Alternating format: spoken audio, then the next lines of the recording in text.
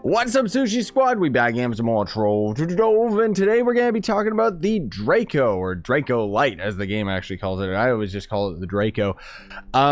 We're basically going to be doing an updated guide for 2020 of how you're going to end up basically building the Draco towards the Delves, I guess. Instead of Ultra Shadow Towers, now we just say the Delves, because that's the true end game of Trove, the most difficult place in the game, where the difficulty literally just keeps scaling, and more often than not, the difficulty will just end up being because it's too random generated. You know, like enemies will end up being invincible, or you just won't be able to complete the objective in time, whatever. But the point is that today we're going to be focusing on how you're going to end up building the Draco for end game. Now, before we get into today's video, I do have a couple other things to mention just about whether or not you're using this guy for just normal farming, in which case I can't wholeheartedly recommend that you use the Draco just for farming like normal Uber worlds and Geode surface, because Draco's not going to end up being the fastest compared to other characters. Now, that said, if you're just looking for raw damage,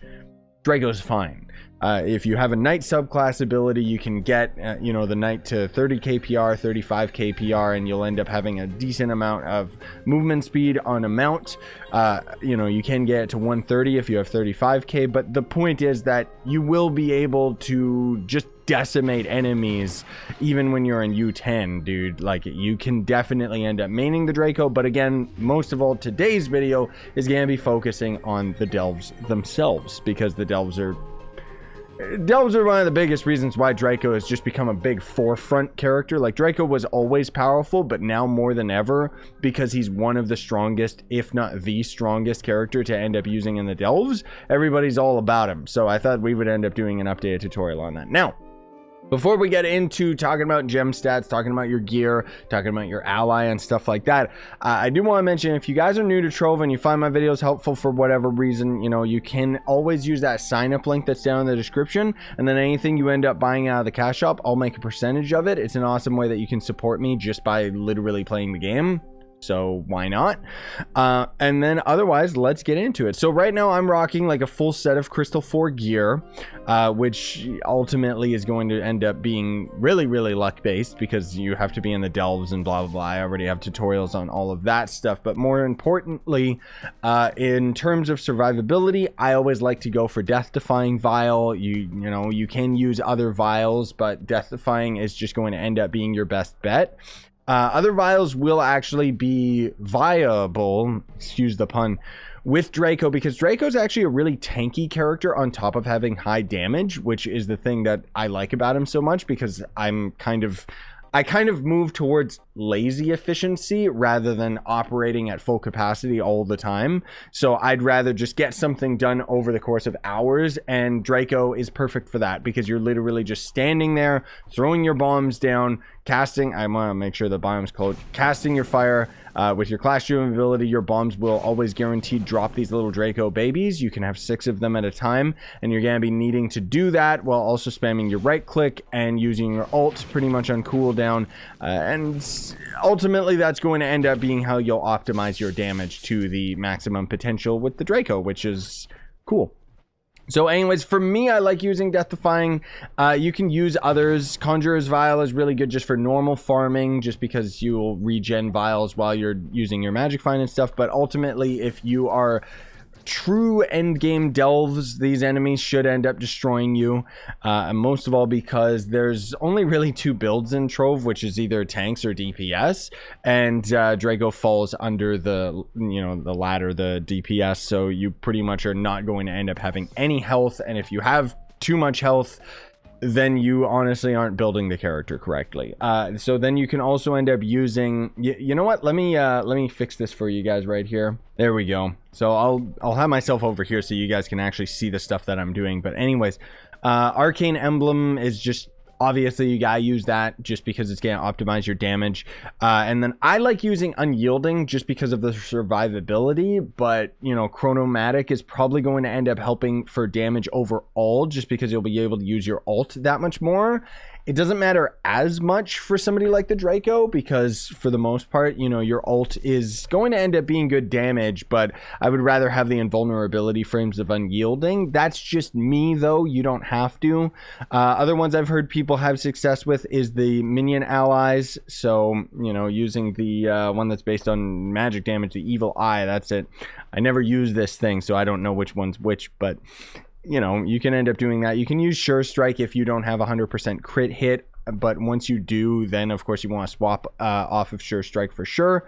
And if you're just doing normal grinding, and depending how strong you are, you can actually sacrifice Arcane for maybe Trailblazing, and then you could sacrifice Unyielding for, I don't know. I mean, maybe just energizing, or probably just chromatic, so that you could use your ult. But that's the thing, is you don't necessarily need to be using your ult or even using your pots for every dungeon. At least you shouldn't have to eventually when you get to true top tier gear and stuff like that. But until then, all of that stuff is perfectly viable.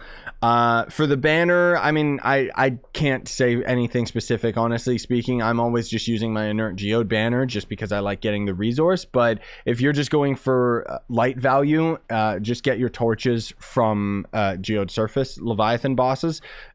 You know, it's pretty much going to be the best light that you can get, unless you have unless you get the permanent torch. For the ring, I don't even know why I have a health regen ring. That is ridiculous. I'm supposed to be using an energy regen ring, which I may have swapped that over to my gunslinger. No, I didn't. Anyways, I don't know what character I have it on. Weird.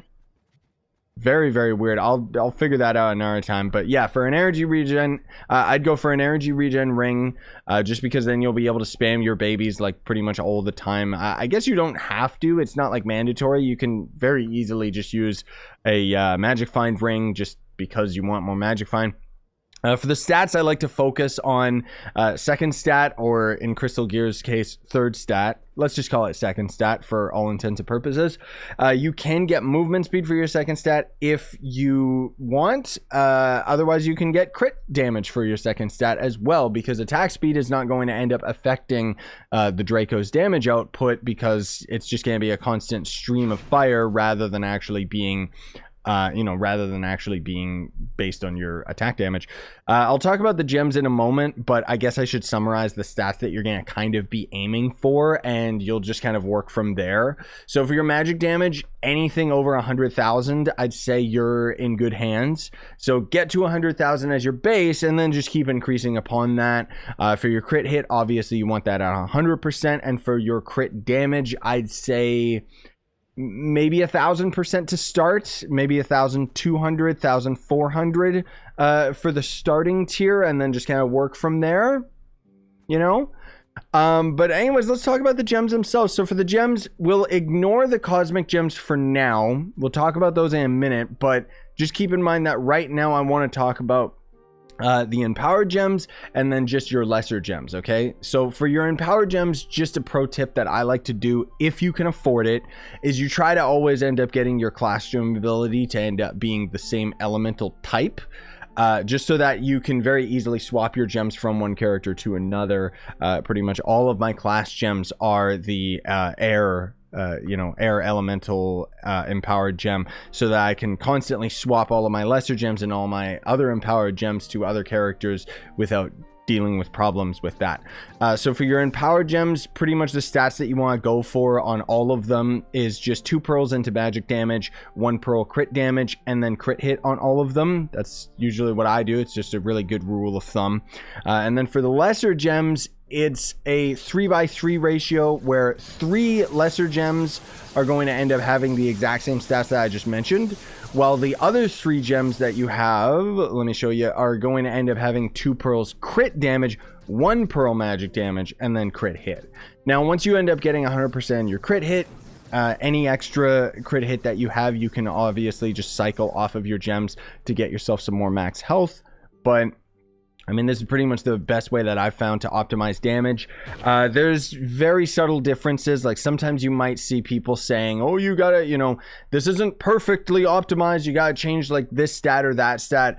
I'm here to tell you guys that I've tested it all out. It literally doesn't make a difference when you get to this point of the end game.